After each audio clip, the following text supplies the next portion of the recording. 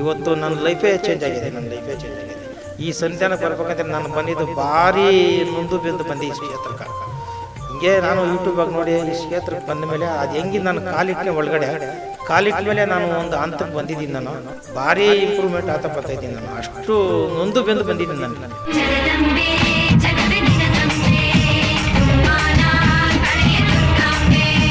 ವೀಕ್ಷಕರೇ, ಕರ್ನಾಟಕದಲ್ಲಿರುವ ಎಲ್ಲ ಪ್ರಸಿದ್ಧ ದೇವಸ್ಥಾನಗಳನ್ನು ನಿಮಗೆ ಪರಿಚಯ ಮಾಡಿಸುವುದೇ ನಮ್ಮ ಟಿವಿ ಕನ್ನಡ ವಾಹಿನಿಯ ಉದ್ದೇಶ.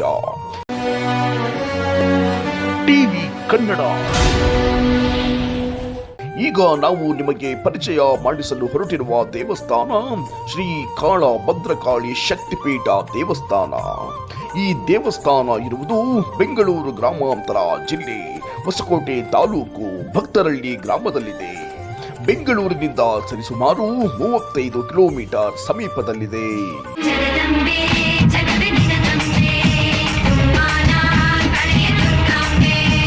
ಎಲ್ರಿಗೂ ನಮಸ್ಕಾರ.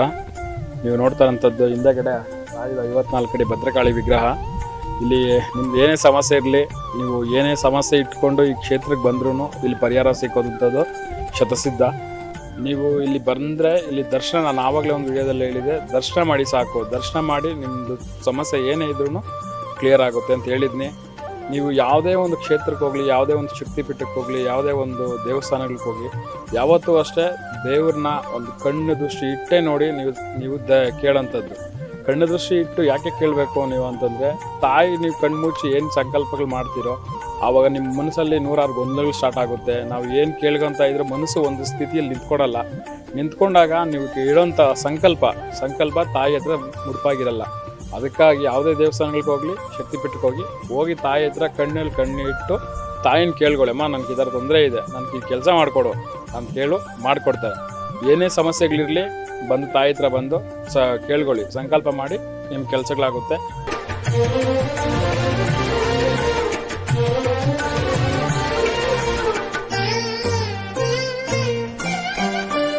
ಮೇಲಾಗಿ ಏನಂದರೆ ಸಂಕಲ್ಪ ಸಿದ್ಧಿ ಕಳಶ ಕಟ್ಟೋದ್ರಿಂದಾಗಿ ನಿಮ್ದು ಏನೇ ಸಮಸ್ಯೆಗಳಿರಲಿ, ಯಾವುದೇ ತೊಂದರೆಗಳಿರಲಿ, ನಾನಾ ರೀತಿ ತೊಂದರೆಗಳಿರಲಿ, ಹೇಳಕ್ಕೆ ಆಗದಿದ್ದಂಥ ತೊಂದರೆಗಳಿದ್ರೂ ಸಹನೇ ಕೆಲವೊಂದು ವಿಚಾರಗಳು ನಮ್ಮ ಹತ್ರನೂ ಹೇಳ್ಕೊಳಕ್ಕೆ ನಿಮಗೆ ಒಂದು ಮುಜುಗರ ಅಂತ ಹೇಳ್ಬೋದು.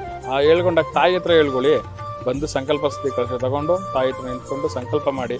ಮೇಲ್ಗಡೆ ಏನು ನೋಡ್ತಾ ಇದ್ರೆ 54 ಅಲ್ಲಿ ವಿಗ್ರಹ ಒಂದು ಭದ್ರಕಾಳಿ ಅಂತದ್ದು. ತಾಯಿ ಹತ್ರ ಕಣ್ಣಲ್ಲಿ ಕಣ್ಣಿಟ್ಟು ತಾಯಿನ ಸಂಪೂರ್ಣ ರೀತಿ ನೋಡಿ ನೀವು ಸಂಕಲ್ಪ ಇಟ್ಟು 48 ಸಲ ಪ್ರದಕ್ಷಿಣೆ ಹಾಕಿ. 48 ಪ್ರದಕ್ಷಿಣೆ ಹಾಕೋದ್ರಿಂದಾಗಿ 48 ಪ್ರದಕ್ಷಿಣೆ ಏನಕ್ಕೆ ಹಾಕ್ಬೇಕಾದ್ರೆ ಒಂದು ಮಂಡಲ ವ್ರತ ನೀವು 48 ದಿನ ನೀವು ಮನೇಲಿದ್ದು ವ್ರತ ಮಾಡಿದ್ರೆ ಯಾರ ಕೈಲೂ ಮಾಡೋಕ್ಕಾಗಲ್ಲ. ಅದರಿಂದಾಗಿ 48 ಸಲ ಬಂದು ಪ್ರದಕ್ಷಿಣೆ ಹಾಕಿ ನಿಮ್ಮ ಸಂಕಲ್ಪಗಳು ಏನೇ ಇದ್ರು ತಾಯಿನ ಕೇಳ್ಕೊಂಡು ಹೋಗೋದ್ರಿಂದಾಗಿ ಇಲ್ಲಿ ನಿಮ್ಮ ಸಮಸ್ಯೆಗಳು ಕ್ಲಿಯರ್ ಆಗುತ್ತೆ. ಅದರಿಂದಾಗಿ ಬನ್ನಿ, ಕ್ಷೇತ್ರಕ್ಕೆ ಬಂದು ಸಂಕಲ್ಪ ಸಿದ್ಧಿ ಕಳಶ ಕಟ್ಟಿ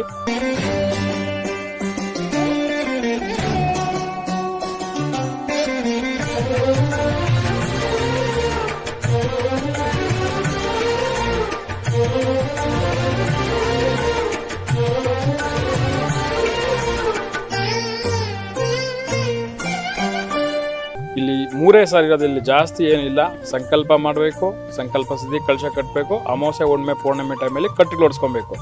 ಕಟ್ಟಿಗೆ ಓಡಿಸೋದ್ರಿಂದಾಗಿ ಯಾವುದೇ ರೀತಿ ತೊಂದರೆಗಳಾಗ್ಬೋದು, ಏನೇ ನಾನಾ ರೀತಿ ತೊಂದರೆಗಳು, ಕಟ್ಟುಗಳು ನಾವು ಏನು ಕೊಡಿಸ್ಬೇಕು ಅಂತ ಕೇಳ್ತಾರೆ. ಸಂಕಲ್ಪ ಸಿದ್ಧಿ ಕಳಶ ಕಟ್ಟೆ ಅಂತ ನೀವೇ ಹೇಳಿದಿರಲ್ಲ ಸರ್, ನಾವು ಸಂಕಲ್ಪ ಸಿದ್ಧಿ ಕಳಶ ಕಟ್ಕೊಂಡು ಹೋಗ್ತಾ ಇದ್ದೀರಿ, ಕಟ್ಟಿಗೆ ಓಡಿಸೋದು ನಮ್ಮ ಕೈಗೆ ಆಗಲ್ಲ, ಬೇಡ ಓಡಿಸ್ಬೇಡ್ರಿ. ಕಟ್ಟುಗಳು ಯಾಕೆ ಓಡಿಸ್ಬೇಕು ಅಂದರೆ, ಕಟ್ಟುಗಳು ಓಡಿಸೋದ್ರಿಂದಾಗಿ ಮಾಡಿರೋಂಥ ಏನು ಕೆಲಸಗಳಾಗ್ಬೋದು, ದಿಗ್ಬಂಧನೆಗಳಾಗ್ಬೋದು, ಕೆಡಕುಗಳಾಗ್ಬೋದು, ವಾಮಾಚಾರ ದೋಷಗಳಾಗ್ಬೋದು, ಏನೇ ಮಾಡಿರೋದಕ್ಕೆ ಕಟ್ಟುಗಳು ಓಡಿಸೋದ್ರಿಂದಾಗಿ ಬೇಗ ಕ್ಲಿಯರ್ ಆಗುತ್ತೆ. ಮೈ ಬಿಡೋ ಚಾನ್ಸಸ್ ಬೇಗ ಇರ್ತದೆ. ಅದಕ್ಕಾಗಿ ನಾವು ಕಟ್ಟುಗಳು ಓಡಿಸಿ ಯಾವುದೇ ಒಂದು ಮಂತ್ರಿಕನಾಗ್ಬೋದು, ಒಂದು ವೈದ್ಯಕನಾಗ್ಬೋದು, ಒಂದು ವೈದ್ಯ ಆಗ್ಬೋದು, ಯಾರ ಹತ್ರ ಹೋಗಲಿ ಫಸ್ಟು ಹೋಗಿದ ತಕ್ಷಣ ನಾವು ಹೇಳೋಂಥದ್ದೇ ಕಟ್ಟು ಓಡಿಸೋದ್ರಿಂದಾಗಿ ನಿಮ್ದು ಏನೇ ಸಮಸ್ಯೆಗಳಿರಲಿ ಅದು ಮುಕ್ತಿ ಆಗುತ್ತೆ, ಬಿಡುಗಡೆ ಆದಮೇಲೆ ಅದು ಮಾಮೂಲಿ ಮುಂದೆ ಕೆಲಸ ದಾರಿ ಸಿಗುತ್ತೆ ನಿಮಗೆ.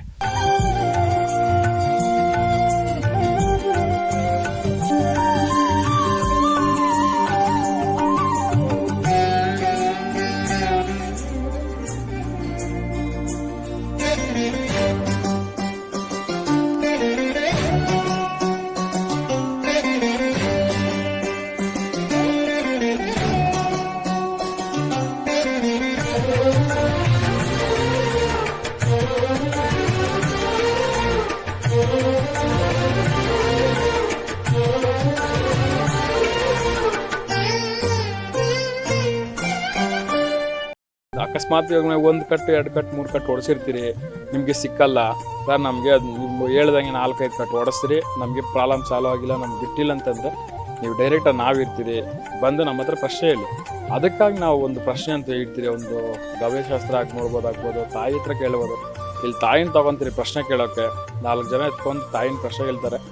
ನಿಮ್ಗೆ ಹಂಗೂ ನಾವೇ ತಿರುಗಿಸ್ತಾ ಇದ್ದೀರಿ ತಾಯಿನ, ನಾವು ದೇವಸ್ಥಾನ ಸಿಬ್ಬಂದಿಗಳು ಎತ್ಕೊಂಡವ್ರೆ ಅವರೇ ತಿರುಗಿಸ್ತಾವ್ರಂದ್ರೆ ನಿಮ್ಮ ಕಡೆಯವ್ರು 4 ಜನ ಬಂದು ತಾಯಿನ ಎತ್ಕೊಳ್ರಿ. ನಾವು ಯಾರು ಬಂದರೂ ಅಷ್ಟು ನಾವು ತಾಯಿನ ಕೊಡಲ್ಲ, ಇಲ್ಲಿ ನಾವೇ ಎತ್ಕೊಬೇಕು, ನಾವೇ ನೋಡಬೇಕು, ನಾವೇ ಚೆಕ್ ಮಾಡ್ಬೇಕಂತ ನಾವು ಎಲ್ಲೂ ಹೇಳಲ್ಲ.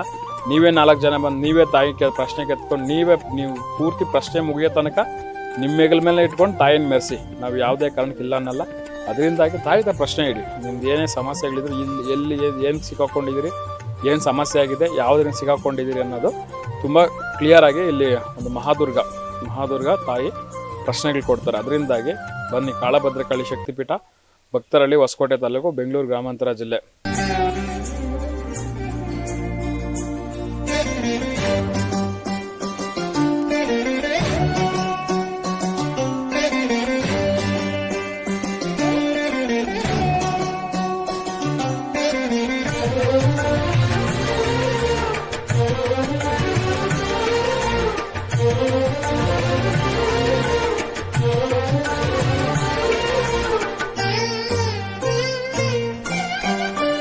ಮತ್ತು ಇನ್ನೊಂದು ಹೇಳಬೇಕಂದ್ರೆ, ಸ್ವಲ್ಪ ಜನರು ಗೊಂದಲನೂ ಇಟ್ಕೊತಾ ಇದ್ದಾರೆ. ಹೆಂಗೆ ಅಂತಂದರೆ, ಸರ್ ನಾವು ಕಟ್ಟುಗಳು ಯಾವಾಗ ಬಂದು ಹೊಡಿಸ್ಬೇಕು, ಯಾವ ಟೈಮಿಗೆ ಬಂದು ಹೊಡಿಸ್ಬೇಕು, ಎಷ್ಟು ಟೈಮಿಂಗ್ಸು, ಯಾವ ಟೈಮಿಂಗ್ಸ್ ಬಂದರೆ ಚೆನ್ನಾಗಿ ಮೈ ಬೀಳುತ್ತೆ, ಯಾವ ಟೈಮಿಂಗಲ್ಲಿ ಬೇಗ ಬೀಳುತ್ತೆ ಅಂತ ಹೇಳ್ತಾರೆ.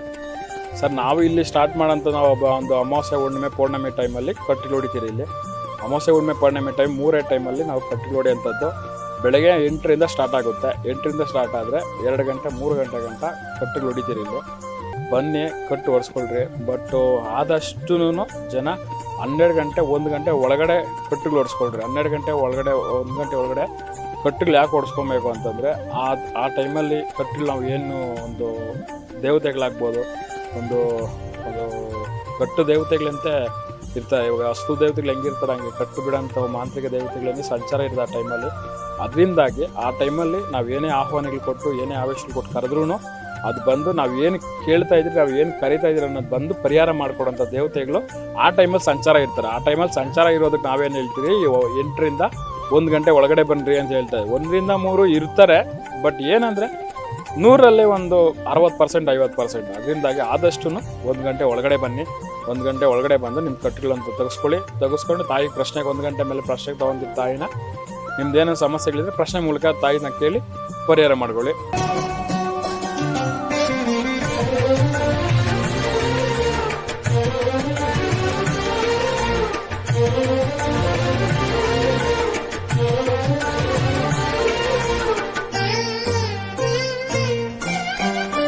ಅದರಿಂದಾಗಿ ಅಮಾವಾಸ್ಯೆ, ಹುಣ್ಣಿಮೆ, ಪೌರ್ಣಮಿ ಟೈಮಲ್ಲಿ ಮಾತ್ರ ಕಟ್ಟುಗಳು ಹೊಡಿತೀರಿ. ಬಾಕಿ ಮಂಗಳವಾರ, ಶುಕ್ರವಾರ, ಭಾನುವಾರ ಬಂದು ಸಂಕಲ್ಪ ಸ್ಥಿತಿ ಕಲಶ ಕಟ್ಟಿ ಪ್ರಶ್ನೆಗಳಿದ್ರೆ ಕೇಳಿಬಿಟ್ಟು, ಮಂಗಳವಾರ, ಶುಕ್ರವಾರ ಪ್ರಶ್ನೆಗೆ ತೊಗೊತೀರಿ ತಾಯಿನ. ಪ್ರಶ್ನೆಗಳು ಮಂಗಳವಾರ, ಶುಕ್ರವಾರ ಪ್ರಶ್ನೆ ಕೇಳಿ, ಬಾಕಿ ಟೈಮಲ್ಲಿ ಬಂದು ಮಂಗಳವಾರ, ಶುಕ್ರವಾರ, ಭಾನುವಾರ 3 ಟೈಮ್ ಇರುತ್ತೆ, ಬಂದು ಸಂಕಲ್ಪ ಸ್ಥಿತಿ ಕಲಶ ಕಟ್ಟಿ. ನಾವು ಕಟ್ಟುಗಳೆಲ್ಲ ಒಡಿಸಲ್ಲ, ಏನು ಮಾಡಲ್ಲ. ಅಂದರೆ ಕನಿಷ್ಠ ಪಕ್ಷ ಅಂದರೂ ಸಂಕಲ್ಪ ಸ್ಥಿತಿ ಕಲಶ ಒಬ್ಬ ಮನುಷ್ಯನು 8 ಸರಿ ಕಟ್ಟಿರಬೇಕು. 8 ಸಲ ಕಟ್ಟಬೇಕು, ಒಂದು 3-4 ಕಟ್ಟು ಹೊಡ್ಸ್ಕೊಬೇಕು. ಅವ್ನ ಸಮಸ್ಯೆ ಅಷ್ಟೊಂದು ಕ್ಲಿಯರ್ ಆಗಿರುತ್ತೆ ಸರ್. 100% ನಾನು ಗ್ಯಾರಂಟಿ ಕೊಡ್ತೀನಿ. ನಾವು ಹೇಳಿದ್ದು ಏನು ನೀವು ಫಾಲೋ ಮಾಡ್ತಾ ಇದ್ದೀರಿ ಅದನ್ನ ಕರೆಕ್ಟಾಗಿ ಫಾಲೋ ಮಾಡಿ. ಒಂದು 8 ಸಂಕಲ್ಪ ಸ್ಥಿತಿ ಕಲಶ ಕಟ್ಟಿ 3 ಕಟ್ಟು ಹೊಡ್ಸ್ಕೊಳ್ಳಿ, ನಿಮ್ಮ ಸಮಸ್ಯೆ ಏನೇ ಇದ್ರೂ ಕ್ಲಿಯರ್ ಆಗುತ್ತೆ.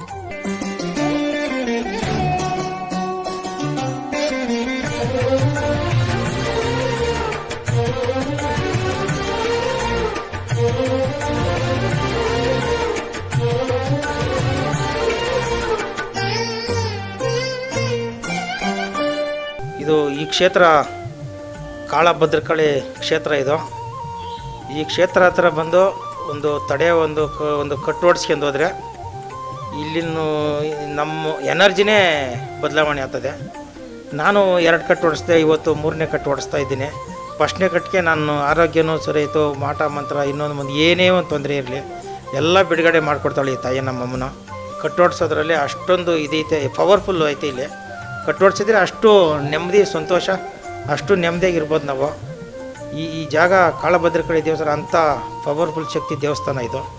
ಕಟ್ಟು ಹೊಡ್ಸಿದ್ರೆ, ತಡೆ ಹೊಡ್ಸಿದ್ರೆ ಭಾರಿ ಅನುಕೂಲ.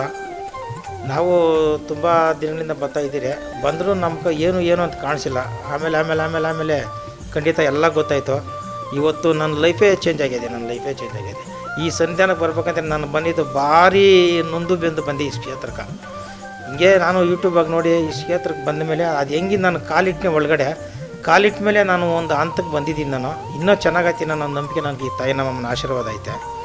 ಭಾರಿ ಇಂಪ್ರೂವ್ಮೆಂಟ್ ಆಗ್ತಾ ಇದ್ದೀನಿ. ನಾನು ಅಷ್ಟು ನೊಂದು ಬೆಂದು ಬಂದಿದ್ದೀನಿ ನನಗೆ.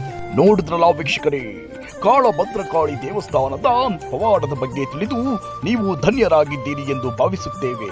ಹಾಗಿದ್ದರೆ ಕಾಳಭದ್ರಕಾಳಿ ಅಮ್ಮನವರ ಅನುಗ್ರಹ ಆಶೀರ್ವಾದ ನಿಮ್ಮ ಮೇಲೆ ಸದಾ ಇರಲೆಂದು ಟಿವಿ ಕನ್ನಡ ವಾಹಿನಿಯಿಂದ ಪ್ರಾರ್ಥಿಸಿಕೊಳ್ಳುತ್ತೇವೆ. ಧನ್ಯವಾದಗಳು. ಟಿವಿ ಕನ್ನಡ.